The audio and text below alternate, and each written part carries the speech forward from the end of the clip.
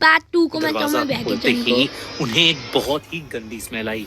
अंदर बेड पर दो सड़ती हुई बॉडीज पड़ी थी। दोनों अपना मुंह ढककर थोड़ा और पास गए तो निशा ने देखा कि एक बॉडी के गले में वही लॉकेट था जो नानी पहना करती थी।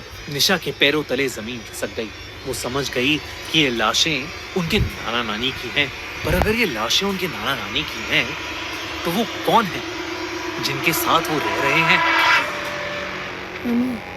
इससे पहले कि अमन और निशा कुछ समझ पाते, उस कमरे में बच्चों की आवाजें गूंजने लगी। जनावर पनि होइन, मान्छे पनि होइन, उनीहरू जिन्दा पनि छैनन्, मरेको पनि छैनन्। भनेको थियो। दोनों अमन और निशा कमरे को टटोलने लगे। आखिर ये आवाजें आ कहां से रही थीं? ढूंढते ढूंढते अमन गलती से एक पुरानी बुक शेल्फ से टकरा गया। ताज्जुब की बात यह थी कि वो बुक शेल्फ किसी दरवाजे की तरह खुल गई और उसके पीछे था एक सीक्रेट कमरा। दोनों में से किसी की हिम्मत अंदर झांक के देखने की नहीं हो रही थी, पर तभी उस सीक्रेट रूम से कुछ बच्चों ने उनका नाम पुकारा। डरे सहमे दोनों बच्चे धीरे धीरे कमरे के अंदर जाने लगे। अंदर काफी अंधेरा था और इसलिए कुछ भी दिख नहीं रहा था, पर अचानक ही एक हल्की सी सफेद रोशनी कमरे की दूसरी तरफ से आने लगी। अब उन बच्चों की आवाजें तेज हो गई थीं, मानो कई बच्चे दर्द में रो रहे हों। ऐसा लग रहा था कि वो आवाजें कुछ कहना चाह रही हैं। जब वो दोनों कमरे के दूसरी तरफ पहुंचे तो दोनों का डर और बढ़ गया।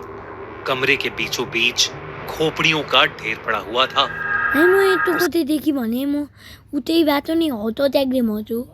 बगल में एक हवन कुंड और कुछ सामग्री रखी हुई थी। कमरे की दीवारों पर कई सारी डिस्टर्बिंग ड्राइंग्स बनी हुई थीं। वो ड्राइंग्स किसी अजीब से जानवर की लग रही थीं। एक जानवर जिसके लंबे लंबे नुकीले नाखून और दांत थे। कमरे को देखकर साफ साफ समझ आ रहा था कि वहां काला जादू किया जा रहा था।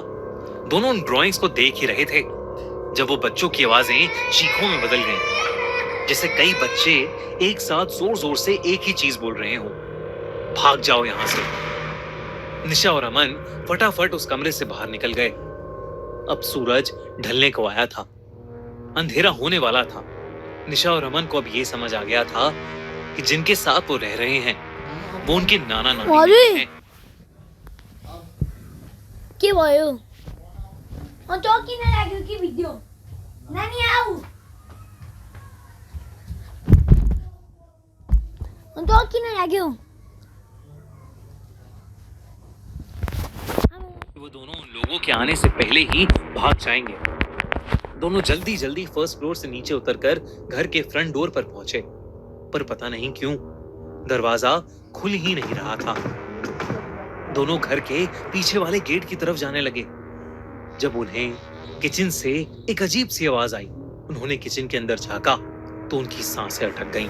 किचन के सिंक के नीचे बैठे वो दोनों लोग जो उनके नाना नानी जैसे दिख रहे थे, वो जानवरों की तरह कुछ खा रहे थे।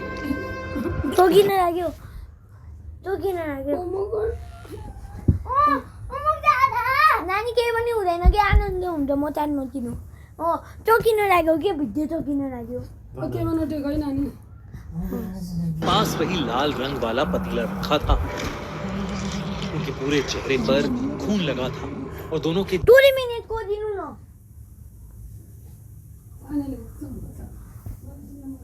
जानवरों जैसे लंबे पीले दांत थे। उनकी उंगलियों के नाखून लंबे काले और नुकीले थे, बिल्कुल उन्हीं ड्राइंग्स की तरह जो उन्होंने उस सीक्रेट रूम में देखी थी। पूरा नजारा दिल दिला देने वाला था। दोनों लोग जानवरों की तरह गुर्रा रहे थे। तभी नानी का सर एकदम से उनकी तरफ बैठे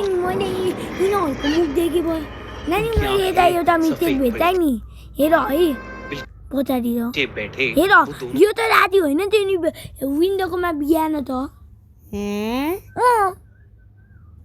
मैं मिस्टेक भेटा के मैं दिमाग। उनकी आंखें सफेद पड़ी थीं, सिर्फ गहरे काले गड्ढे थे। उन्होंने किसी भड़के हुए जानवर जैसी आवाज निकाली, ये देखकर अमन और निशा वहां से तेजी से भागे और पीछे वाले दरवाजे से बाहर निकल गए। बाहर आंगन का झूला जोर जोर से हिल रहा था और हवा में एक अलग ही स्मेल थी, खून की। दोनों ने पीछे मुड़कर नहीं देखा, पर वो जानते थे कि वो दोनों दरिंदे उनका पीछा कर रहे हैं।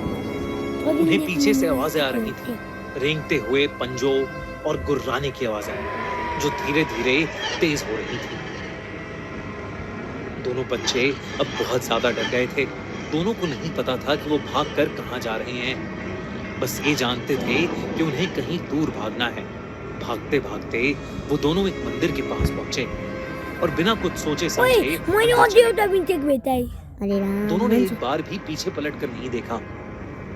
अंदर जाते ही दोनों भाई बहन एक दूसरे को गले लगाकर रोने लगे। मंदिर के कोने में एक बूढ़ा आदमी बैठा हुआ था। बच्चों को ऐसा डरा सहमा देखकर वो उनके पास जाकर सवाल पूछने लगा।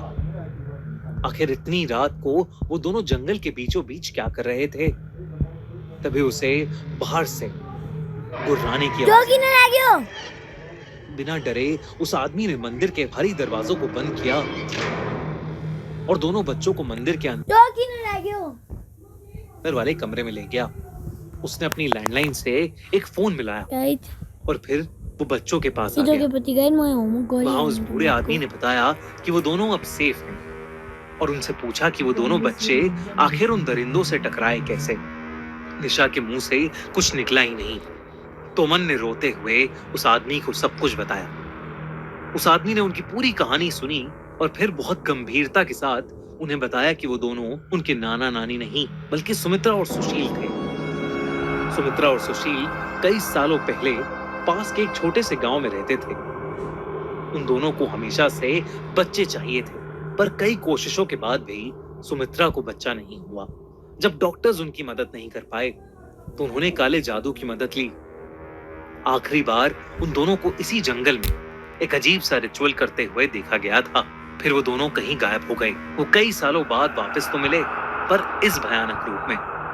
ना वो इंसान थे, ना जानवर, ना मरे हुए, ना जिंदा, पर अब उनके पास किसी का भी रूप लेने की शक्ति थी।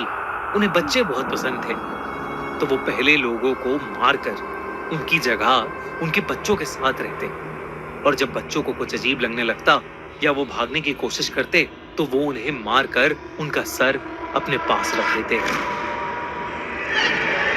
अमन और निशा को समझ आ गया कि जो खोपड़ियां उन्होंने देखी थी वो सब उन्हीं मरे हुए लोगों की थी। उन दोनों के डर के मारे आंसू रुक ही नहीं रहे थे। तभी उन दोनों की नजरें उस आदमी के पीछे वाली खिड़की पर गईं। बाहर वही काले दरिंदे खड़े थे। उनके दांत चमक रहे थे और वो अपने लंबे नाखूनों से खिड़की के कांच को खरोच रहे थे। खून से सने हुए थे। वो गुस्से से गुर्रा रहे थे। उस आदमी ने बच्चों को शांत कराते हुए कहा कि वो उस मंदिर का पुजारी है और वो मंदिर मंत्रों से बना हुआ है, इसलिए वो जानवर अंदर नहीं आ पाएंगे। उसने कहा कि उसने पुलिस को फोन मिलाया है और पुलिस बस आती ही होगी, पर पुलिस जब तक आई तब तक वो गुर्राने की आवाज बंद हो गई थी। वो दोनों दरिंदे जंगल की तरफ वापस भाग गए थे। निशा और अमन पुलिस वालों के साथ उनके नाना नानी के घर गए तो उन्हें वहां सारी डेड बॉडीज और कंकाल मिले। फौरन निशा और अमन को हॉस्पिटल भेजा गया और उनके पेरेंट्स को बुलाया गया। डॉक्टर्स का कहना था कि दोनों को कोई फिजिकल चोट नहीं लगी, पर जो कुछ भी हुआ था उसकी वजह से निशा और अमन बहुत ज्यादा डरे हुए हैं। उस रात निशा और अमन तो उन अधमरे जानवरों से बाल बाल बचे, पर न जाने अब वो दरिंदे किसका रूप लेकर किसके परिवार को तबाह कर रहे हैं। Over,